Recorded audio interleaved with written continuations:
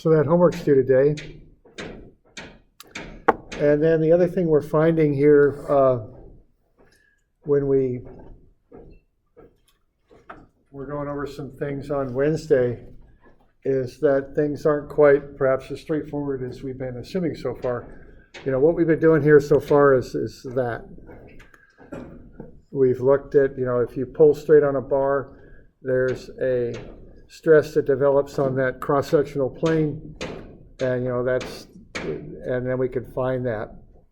But as it turns out, you could look at that bar or any sort of bar that's being loaded, and you can analyze, as it turns out, any plane you want, okay? It's not just the standard cross-sectional plane that you can look at.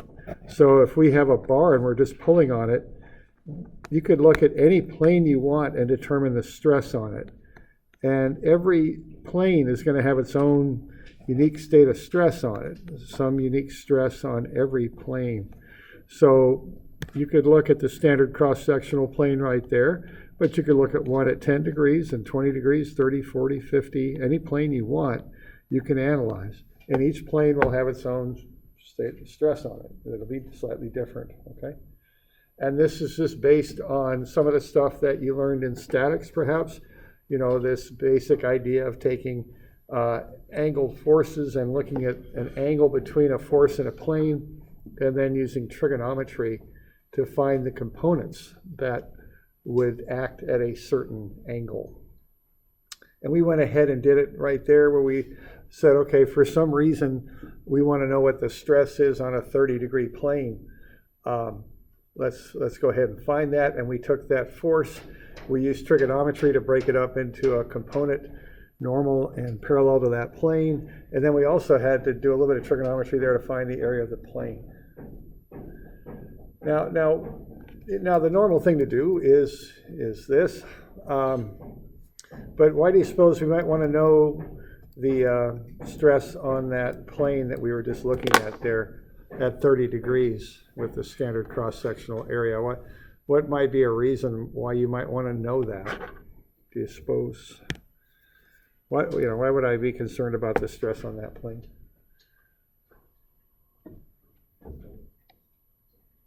It's going to be ripped apart. All right, yeah, and I think so. I mean, you're going to, quite often we're concerned with failure, and the one thing that you might look at is, we've so far we haven't really considered the material and its properties very much. But if this were a piece of wood and there happened to be a grain line running at 30 degrees, that might be weaker than the other planes, right? That might be a plane I might want to look at. Okay. So sometimes you want to go in and look at a certain angle and analyze a certain plane to see what's going to happen with it. Wood has characteristics where it isn't equally strong in all directions. So you might be interested in what's going on in that particular plane where the grain lies. Okay. All right. Now, rather than do it in this fashion here, kind of in a static sort of approach where we walk through individually and do all the trigonometry, what we can do, what we're doing here, we had to do trig twice. We had to divide by the angle to get the area of the plane, and then we had to divide by the cosine of the angle, and then we had to multiply by sine and cosine of the angle to get the component that we wanted. We can combine all that into formulas, which I think, so we could go ahead and do that and get some formulas here. And the ones we'll use are the ones with stars next to it. So if you want to find the normal stress on a plane that makes an angle of theta measured counterclockwise from the standard cross-sectional plane, that's the formula to use. That's the normal stress formula. If you want to find the shear on a plane that acts at an angle of theta measured counterclockwise from the standard cross-section, you use the formula down below for the shear, okay? So those are the two formulas, and they're on your formula sheet.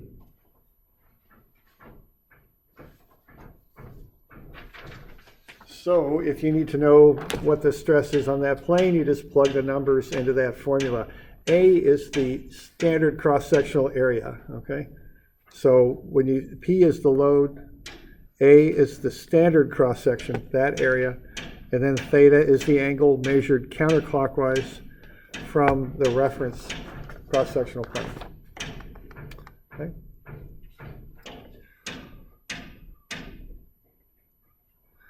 So let's go ahead here to, I think it's 240. Let's just find the shear normal stress on that plane. Let's start with that, okay? So if we have, I believe, is that 290 maybe? 290, okay, sorry, so that's 290. So let's just use on your formula sheet, it's formulas 21 and 22, and let's find the normal and shear stress on that plane.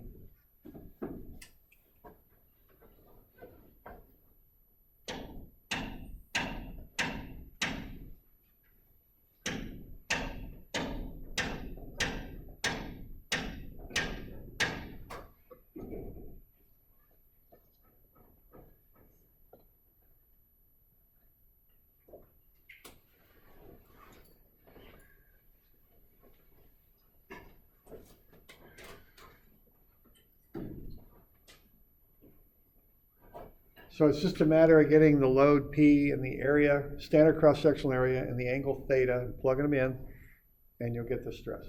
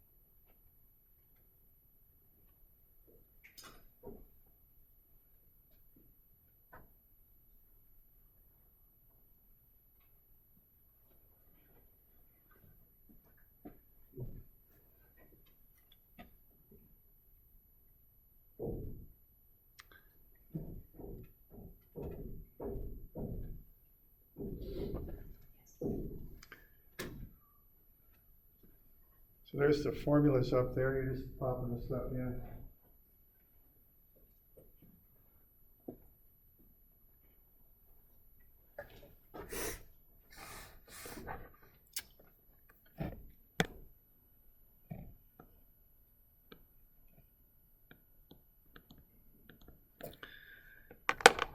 So we're doing all right? 159 megapascals and negative 80.9. Okay.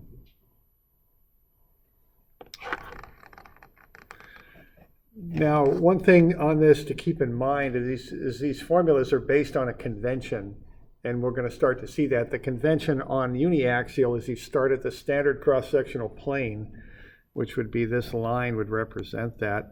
Then we're going counterclockwise for positive.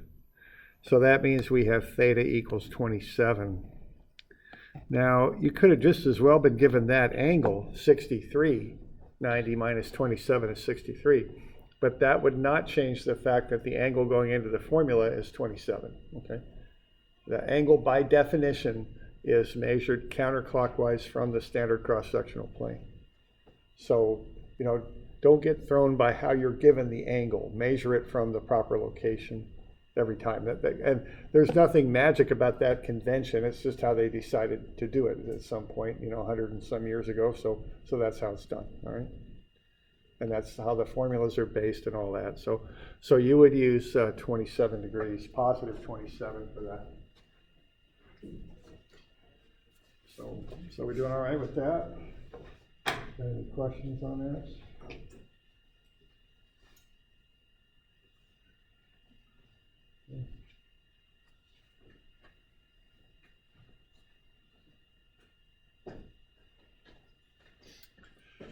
All right. Now, let's, we always want to keep track of what we're talking about here. So let's say we've got that sketch. So what I've done there, I've kind of cut out the left-hand side of this thing, and I've showed that 27-degree angle. So I'm cutting this piece out. Why don't you draw those stresses on that plane? What would sigma, look like, the normal stress? What would tau, the shear stress, look like on that plane if you were to sketch it up?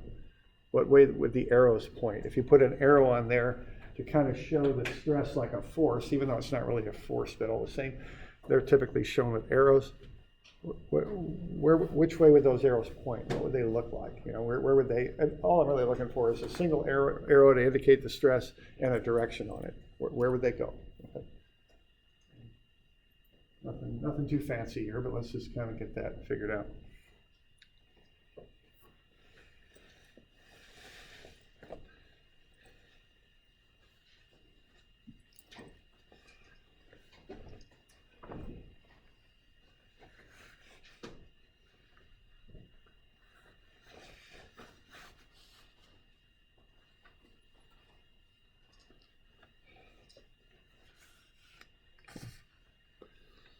All right.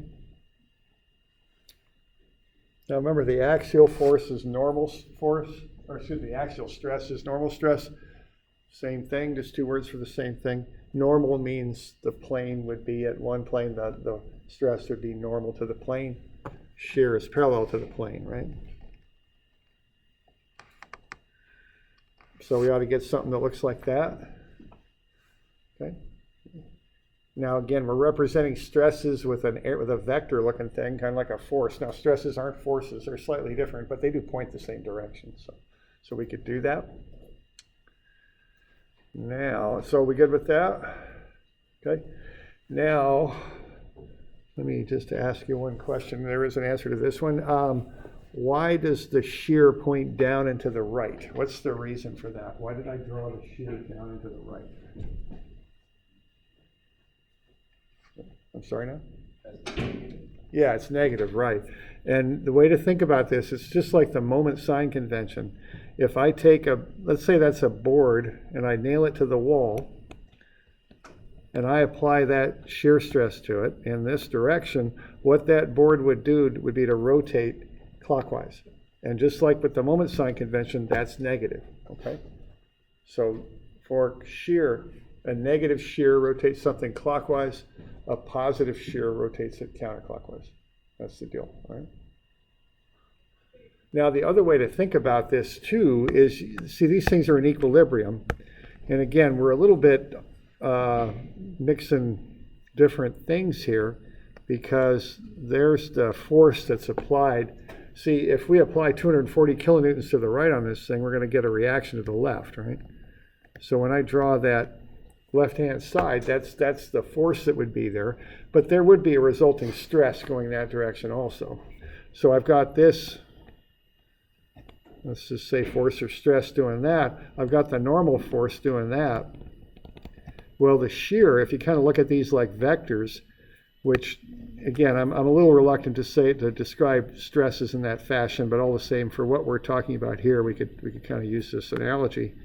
See, if I take the shear and the normal and kind of treat them as though they were vectors, if I were to come up with the sum of those two, I would get something like that would balance the force, okay? So you can kind of look at these and say, okay, if I treat these like vectors, I know the shear has to be down right, because when I add it to the normal, which is upright, they'll get a pull to the right, which will counterbalance the reaction on the other side. Okay, so that's another way to look at it, all right? So you can just use the sign thing. Negative sign is clockwise, or you could kind of do it visually by looking at it. Either way is so right. So any questions on that? Okay.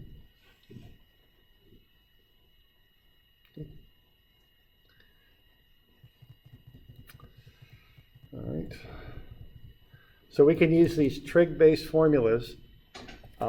As I say, they're on your formula sheet, formula 21 and 22. And for an axial loading, which uniaxial is the other word for that, meaning one axis, uniaxial. Uni means one, axis, axial means axis. For loading on one axis, so just pure tension, pure compression, you can find the stress on any plane you want. Okay? Now that might lead us to the next little thing here is you might say, okay, where do the maximum stresses act? Okay, and so let's have a look at that. And that's, I think, on 280, if I'm not mistaken, down in the lower part of the page there. It is. Okay, great. So, all right, so let's have a look at that. Now, what we're going to do here is find a maximum. Okay, and so let's go ahead and do that. Now, the general formula for normal stress is P cosine squared theta over A. So it'll maximize when the cosine function is at its maximum, which is when cosine is 1. That's as large as cosine can get. That occurs at an angle of 0 degrees. Okay, so if you plug 0 degrees in for that angle theta, cosine of theta is 1. 1 squared, of course, is 1. So sigma max, the maximum normal stress, is P over A times cosine of 0 squared, which is just P over A. And that occurs on the plane that makes a 0 degree angle with the standard cross section. So that is the standard cross sectional plane. All right. Now, what we're doing is a very fancy method to come up with something we already knew, is that the maximum normal stress acts on the standard cross-sectional plane, and its magnitude is P over A, okay? We've been doing that all term anyway, okay? But this confirms the formula a little bit. So if I maximize that trig bit, the cosine theta, it maximizes at 1 at 0 degrees, so that confirms what we already knew. Now, if you plug theta equals 0 into the shear formula, minus P over 2A sine theta, plug 0 in for theta there, or I'm sorry, it's 2 theta, isn't it? Yeah, minus P over 2A sine of 2 theta, 2 times 0, of course, is 0. Plug that into the shear formula, the shear zeroes out on that plane. So on the standard cross-sectional plane for a bar, you've got the maximum normal stress, P over A, and no shear, shear 0. Which kind of makes sense, you know, wherever your maximum normal stress is, your shear 0. All right. Now we can do the same sort of thing there on the shear, maximize sine 2 theta, okay? Now again, that maximizes when sine of 2 theta is either 1 or negative 1, and that happens at 90 degrees, but we got 2 theta in here. So we're going to look for theta to be half of 90, 45. Okay? So the shear maximizes when theta is 45 or 135 degrees. The magnitude of tau max is minus P over 2A sine of 90, which will be minus P over 2A, or minus P over 2A sine of 270, which is P over 2A. So the maximum shear is plus or minus P over 2A, so it's half of the normal stress maximum. If you plug 45 degrees into the normal stress formula, right there, what you'll get is the normal stress on that plane is P over 2A also. Okay. All right. So what we got here is we got the standard cross-sectional plane has the maximum normal stress, it's P over A, the shear 0 on that plane. The 45 degree planes are where the maximum shear stress occurs, and that's plus or minus P over 2A. The normal stress on those planes is also P over 2A. Okay. So there you go. Let's have a look at the next page. I think. Do you have this sketch on the next page? No, yeah. Oh, 292 actually. It's 292. All right. What's the normal? So let's fill in these values first. What are these two values? Those are the stresses on the plane that I'm pointing to with the sketch. Okay, so what are those stresses, the normal and shear stress? If I'm pulling with P, of course, if I do that, I'll have P go in that direction also for equilibrium. What's this? What are the stresses on that plane? For the normal stress, yeah, it's what it is. It's sigma max. Remember, sigma is normal stress, and sigma max is P over A. So that's the maximum normal stress. And then what's the shear on that plane? It's 0. So that's tau min. That's as low as tau's going to get, of course. Okay. All right. Now, let's go up to the top here. Let's kind of skip up here. Let's say we got a plane we're looking at there. Now, I'll tell you, see, the normal stress would pull this way. Well, there's no force pulling vertically, so the normal stress is 0. And there's no shear up there either. Okay. Now, the reason I want to mention that is the planes for the maximum and minimum normal stress are 90 degrees apart, which again, intuitively kind of makes sense to me. If I've got the maximum normal stress on this plane, 90 degrees off of that should be the minimum normal stress. And the reason I just want to mention that is what are the stresses on the 45-degree plane, which is halfway between the max and min planes. So what's the normal stress on the 45-degree plane? And the shear stress on the 45-degree plane?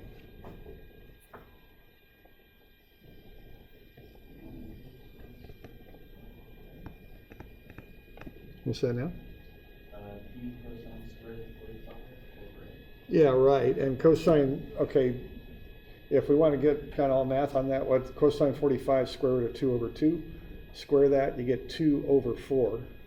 So that's P, that's a half. Yeah. So that's P over 2A. Good. Okay, so that's and that holds for both the shear and the normal stress. Okay. Now that's the maximum shear, and it's the average normal stress.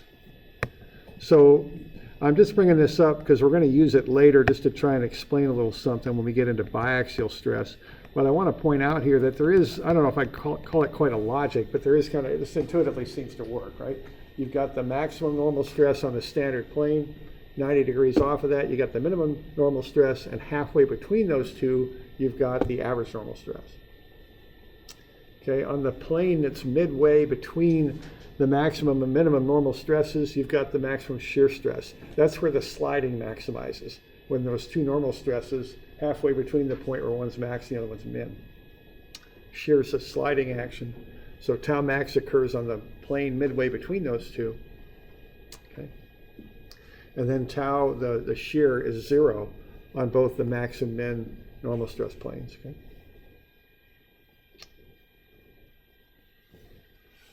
All right.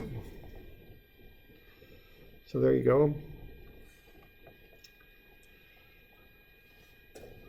All right, now these are two coupons, you know, those tensile test coupons that the hydraulic machine just pulls on. So what type of failure do we got going on here? We just pull on this bar. That's a pretty simple failure, right? That's just an axial normal stress failure. Okay? Because you pulled on it, it just broke straight on. Okay? But what's going on here? What type of failure do you suppose that is? What angle's that? Yeah, it's 45. So what type of failure do you think you're going on there? It's a kind of a slipping failure, yeah, okay? And this has to do with the atomic structure of the metal. And there's weak planes sometimes at 45 degrees that don't handle slipping very well. Okay? So even though we pulled straight on this, that was more of a slip there, okay? Something kind of like that. It didn't hurt the fact that there's also some normal stress on that plane. Pulling those planes apart probably facilitated that too. Right? Okay? So those are actually different types of failure. You can tell by the angle, all right? All right. Now, I don't know, this is an earthquake in Turkey. This is quite a few years ago. Well, look at that line right there. See that? 45 degrees and that. Okay. Now, earthquakes are pretty, I don't know, you know, an earthquake is not a loading like what we got on a tensile test coupon, right? I mean, it's all over the place. I mean, you got lateral and all sorts of things happening, but that looks a little bit like that's a slip failure there, okay? You see the crack on, like, Oh, yeah, right, sure enough. Yeah, right there. Now, of course, it's not perfect. That's not a perfect 45, then it kind of trails down like that, but, and that's what you would expect in that chaotic of a loading situation, but all the same, that's a little suggestive there, that 45-degree angle.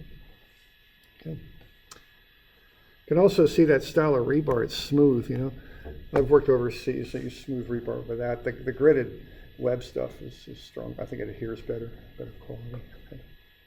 It's just cheaper to make this smooth stuff. Yeah, it's the big thing on that. A lot of, if countries don't have, real high standard of living, they cut, they don't, their building codes aren't as good as they might be. Not that the building codes here are perfect either, but all the same, that's directly proportional to the money you can put into it, right? So, that's really pretty tragic, these countries that don't have a huge amount of money to spend on buildings that are in the earthquake zones, because their buildings just don't hold up under these types of stresses. And that's what's going on here right now, is they're upgrading this building for earthquake. And it hasn't happened all the way around campus yet, one building at a time. And this thing was built just 50 years ago. It's not at all prepared for a big earthquake, not at all. All right. Now this one, again, I don't know, it's a wood bridge, who knows, but once again, see that angle there? And this one, right there. Now that could have been kind of a sliding failure, maybe not. I mean, it's wood, and wood has all sorts of irregularities in it. Who knows? But that, but then you have this more straight plane up here, so I don't know. But all the same, you kind of start noticing these things, okay? And that one isn't too subtle. That one's that's just compression. That's just straight on, just getting crushed. I always wondered about this. This is from NASA. I know they're cutting their budgets and stuff, but I don't know. It's not so good, but I'm not quite sure. I found it on the NASA website. I'm not quite sure how that ended up there, but it did. All right, so we did this one. Now let's finish up this 290, okay? Now this is a two-part problem, and they are just two distinct problems here. One is to find the stress at 27 degrees. And once again, I might want to do that because, not that you would cut a piece of lumber like this, but all the same, it's the easiest simple analogy I can come up with. If you have wood grain running at 27 degrees, you might be real concerned about what the stresses are at that angle, okay? But the other thing we might want to know here, a second part to that problem on 290, is what's the maximum normal stress and the maximum shear stress. Okay? And what are they?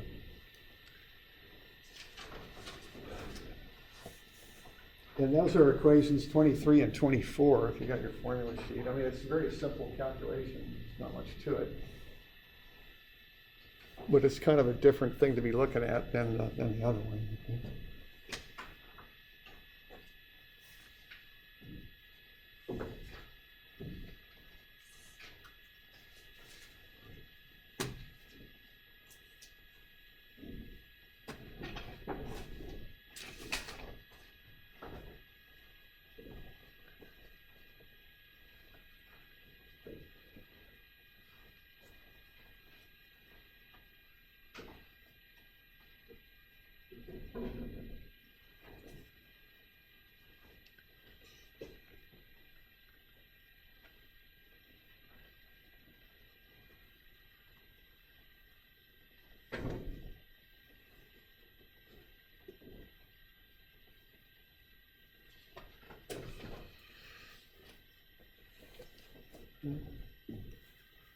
So maximum normal stress and maximum shear stress. Just real simple calculations. We also want to be able to visualize it. So a little bit of a sketch would be good on that too.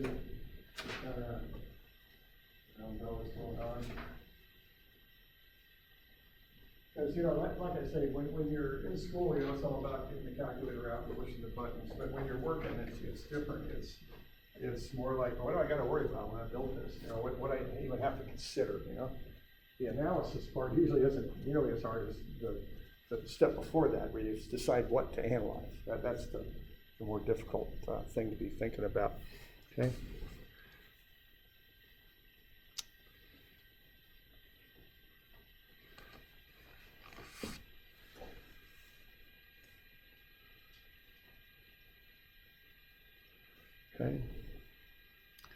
So the maximum normal stress is just the load over the area.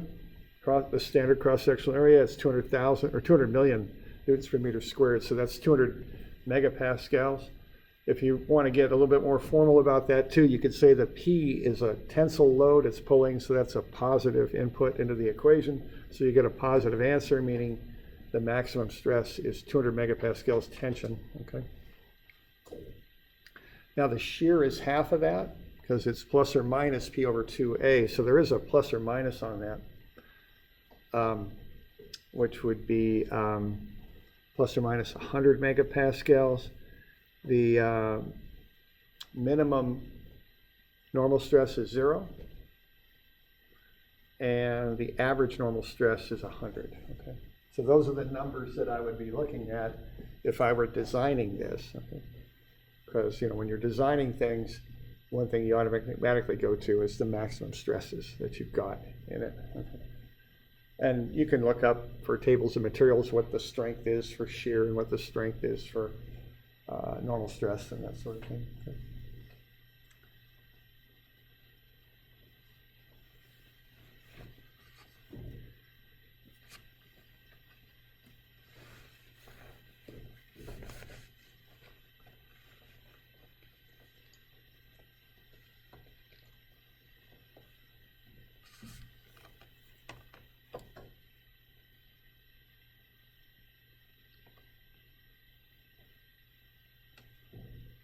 All right, so we good with that?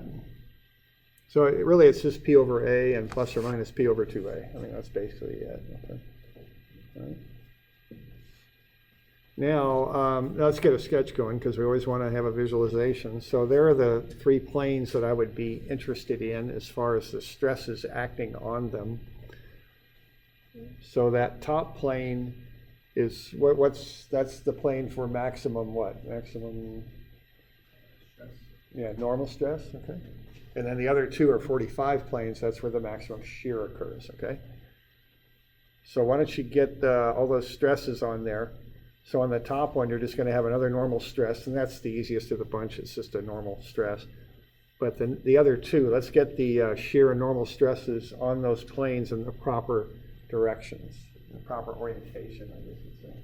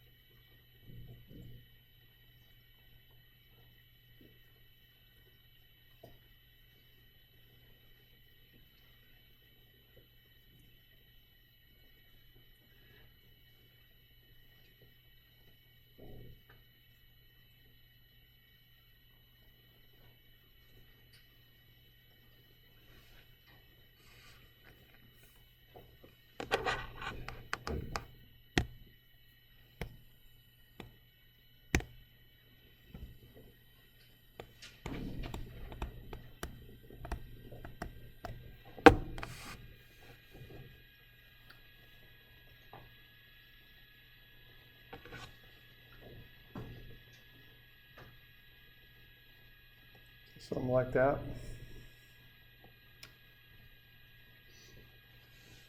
For the first one, okay. Now how about the middle one? We got the shear maximizes there. Which way does the shear go? Down right or up left? So southeast or northwest?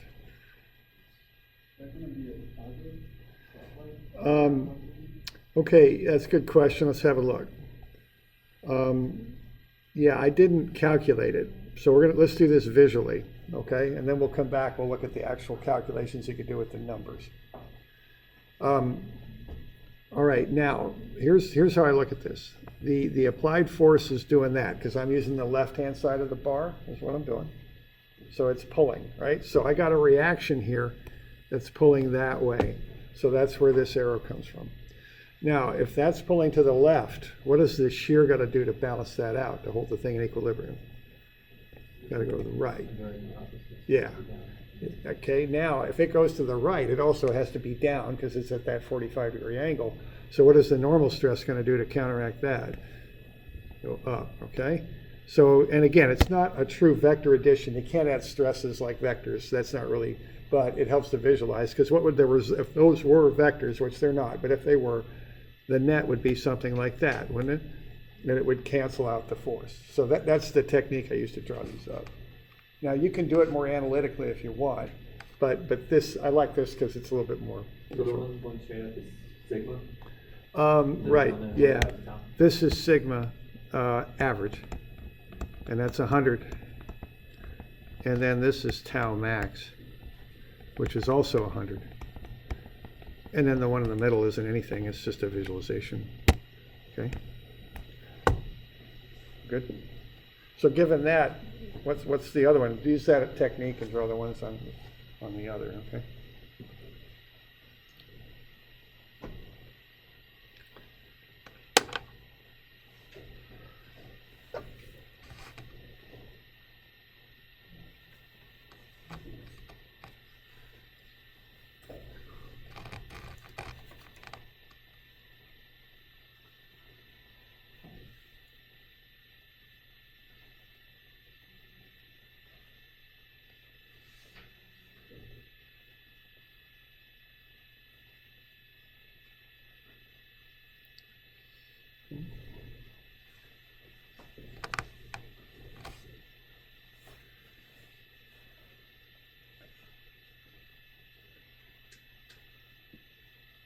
We got something like that?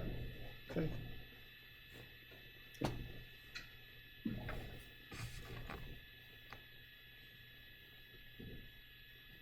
All right, now if you want to get really analytic about it, you can. I mean, I'm showing you a visualization approach. You can also actually just run the equations and derive this too. So the shear, see, we know that the maximum shear acts at 45 degrees. So what you can do is plug 45 degrees into the general tau formula there, minus p over 2a sine 2 theta. So plug in 45, twice 45 is 90. The load is 240,000. It's a positive tensile load, so that goes in as a positive. The formula adds the negative out in front and divide it by 2 times the cross-sectional area. What you get at 45 degrees when you run those numbers with those signs is you get negative 100. Okay? And sure enough, at 45 degrees, the shear is a negative shear, because if I pound a nail into this, if this were a board, and I apply that shear to it, it's going to come around clockwise, right? That's negative. Okay. Now, the other 45 measured from the standard cross-sectional plane counterclockwise, which is positive, I'd actually measure it from down here, come around that way, and that would be 135 degrees, okay? From the standard line of the plane, measured counterclockwise, positive by convention. So I can go ahead and plug that into the standard shear formula, and I'll get the negative, which is part of the formula, the 240,000 Newton force, times the sine of twice 135, which is 270, and then divide that by 2 times 0.0012, you get plus 100 megapascals. And sure enough, that shear on that plane, if you pound a nail in here, will rotate that thing counterclockwise, so that's positive, okay? So the equations will bear out. It's good to understand both approaches. You know? Okay.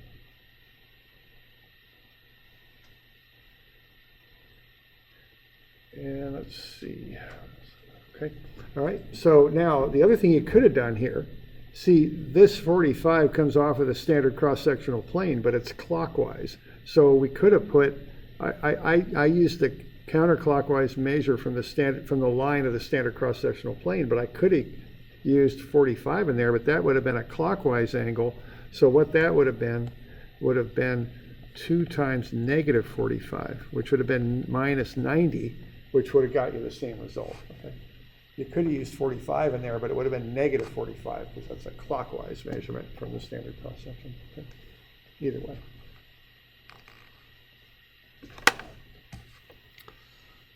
All right. So that's something, a little bit new on this stuff, that we're going to start looking at angular relationships now. And the next step will be biaxial. This was uniaxial. The next step will be biaxial from 2 axes, which, very common loading condition. So let's have a look here. We just got a few minutes here, so let's see if we can't get to the homework here. There'll be a couple of these. All right, so this stuff will be due Wednesday. There's those 2 temperature problems. And then I'll put a couple more of these uniaxial problems here. I'm just going to find the homework, though. Where is it? So there, that's statics. There we go. Okay, open.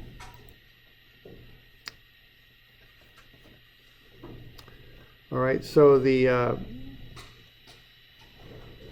homework's going to be that one there. There'll be a couple of them, 181 and 183, I think it is.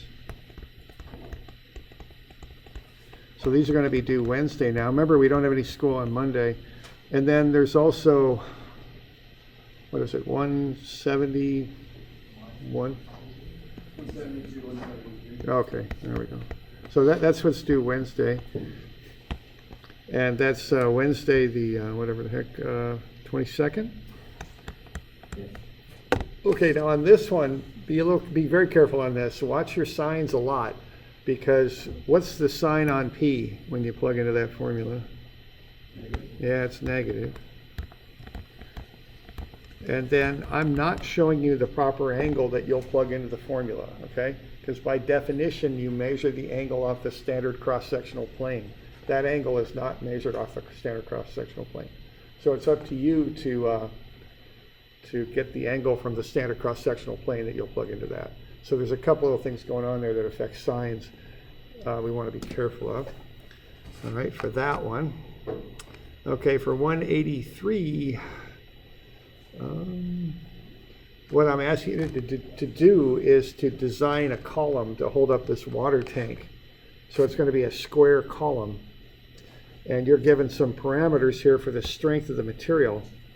And based on that, you need to figure out how big of a column to use. It'll be a square column and round to the nearest inch. Okay, don't, when you're designing things out there, you kind of use rounder numbers, so round it up to the nearest inch. And we'll go over this stuff Tuesday a bit. The last thing I want to mention, if we're good on that, is, and so this is just a table of materials, so they don't have any idea what you're going to do with their material. They're just telling you what their material can handle, and that's what their material can do, okay? We're going to use a safety factor of 1.5 on this one, and then we have the material parameters there. All right. And then the other thing I want to mention is this one. This one's a little tricky. It's probably a lot tricky, this one. So what's going to happen here is this is 173. We've got these 2 bars that are in between 2 walls. They're put in like that with no slack or anything like that. So they're put in there snugly, but there's no stress.